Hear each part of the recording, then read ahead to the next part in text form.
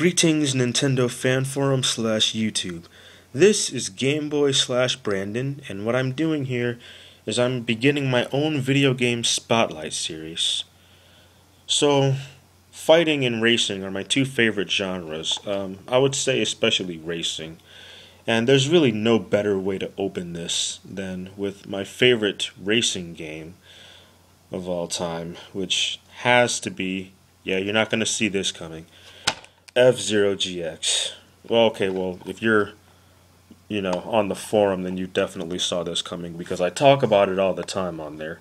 But in all seriousness, this is one of the finest futuristic racers out there, and a must-have if you have a GameCube or Wii, and if you can find this.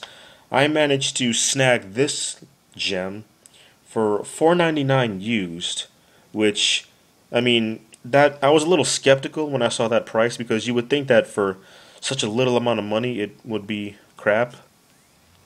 But it did not disappoint me in the same way that I liked the Super Nintendo version and the Nintendo 64 game F-Zero X. F-Zero GX has an even greater wow factor. The graphics, they are quite amazing, and this is an early GameCube game. This is from 2003, but the graphics on this game are actually much better than a lot of Wii games.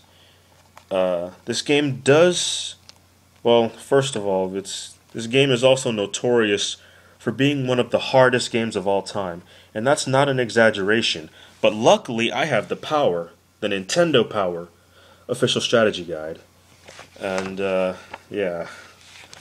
But it'll challenge you for sure. If you're hardcore, or if you're looking for a challenge, just try playing this game on very hard mode. Challenge is the understatement of the century when it comes to this.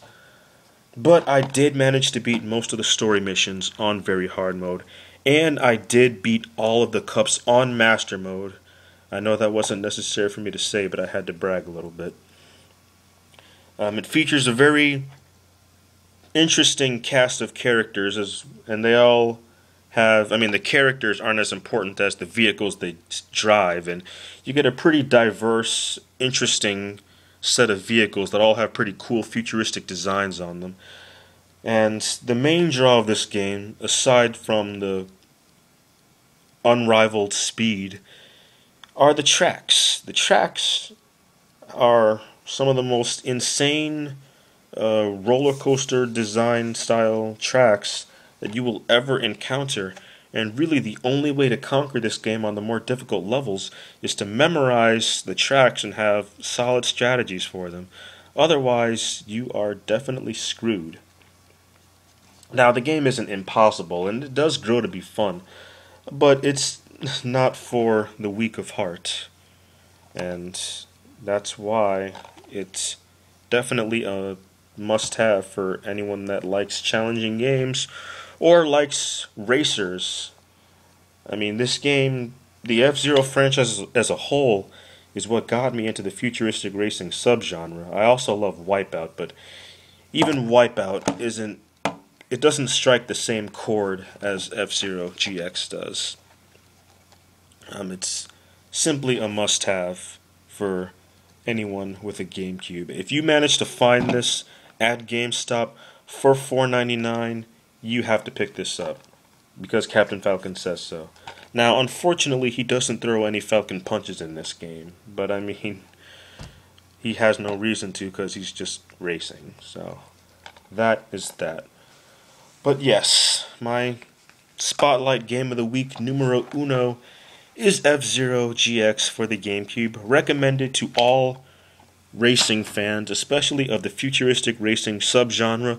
Any gamer looking for a challenge, or just any gamer that loves racing in general. I'll try to have more of these up as often as possible, or as often as college will allow me to. But with that said, this has been the first Game of the Week number 1, or Spotlight number 1. And this is Game Boy signing off.